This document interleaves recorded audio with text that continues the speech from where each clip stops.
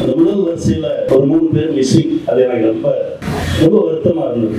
தமிழ்நாட்டுடைய முதலமைச்சராக தமிழக வெற்றி கழகத்துடைய தலைவர் விஜய் கடந்த 10ஆம் தேதி பொறுப்பேற்றுக் கொண்டார்.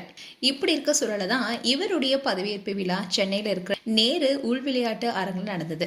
இதை குறித்து தான் நடிகரும் இயக்குனருமான சமுத்திரக்கனி ஒரு விமர்சனத்தை முன் வச்சிருக்காரு.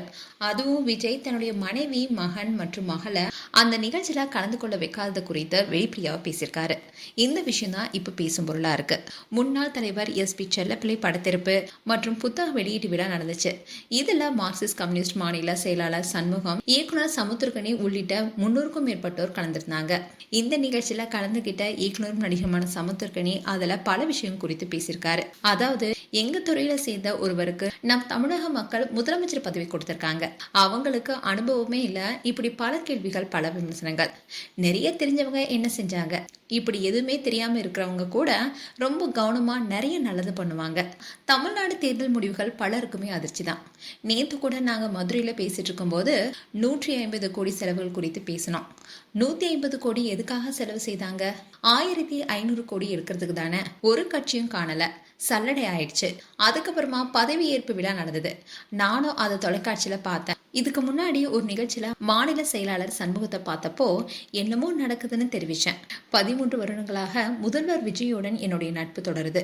அன்னைக்கு புரட்சி என்ற தலைப்புல நான் சொன்ன கதையை கேட்ட விஜய் அதுக்கப்புறமா இந்த கதையை எடுத்துக்கொள்ளலான்னு சொன்னாரு.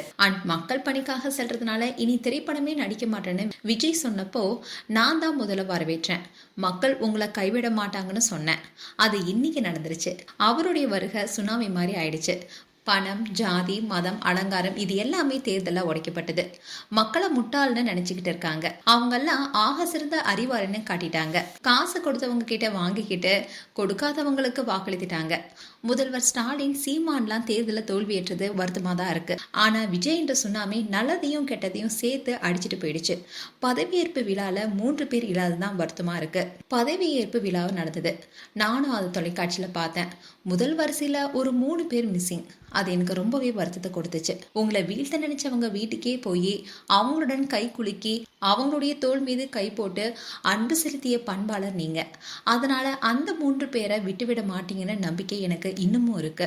தலைவா, விட்டுடாதீங்க. ஏன்னா பல கோடி இளைஞர்கள் உங்க பின்னாடி வந்துட்டு இருக்காங்க. அவங்க எல்லாருக்கும் குடும்பம் தான் ரொம்பவே முக்கியமானதுன்னு, மனைவி மேலையும் பெற்ற பிள்ளைகள் மேலையும் ஒரு பிடிப்பும் அவங்க தான் முக்கியம் என்ற எண்ணமும் வரணும்.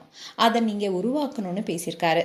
சமுத்திரக்கனி தன்னுடைய பேச்சில் குறிப்பிட்டது முதலமைச்சர் விஜயுடைய மனைவி, மகன் மற்றும் மகள் குறித்துதான்னு பலருமே இப்ப சொல்லிட்டு வராங்க. மேலும் சமுத்திரக்கனியுடைய இந்த பேச்சு இப்ப விமர்சனம் ஆயிருக்கு. இதை பார்த்த பலருமே பலவிதமான கருத்துக்களை சொல்லிட்டு வராங்க. மேலும் உங்களுடைய கருத்துக்களை கமெண்ட் செக்ஷன் சொல்லுங்க. இது போன்ற வீடியோஸை பார்க்க நியூஸ் தமிழ் கிட்ஸ் சப்ஸ்கிரைப் பண்ணுங்க. மறக்காம நோட்டிபிகேஷன் பட்டனை கிளிக் பண்ணுங்க.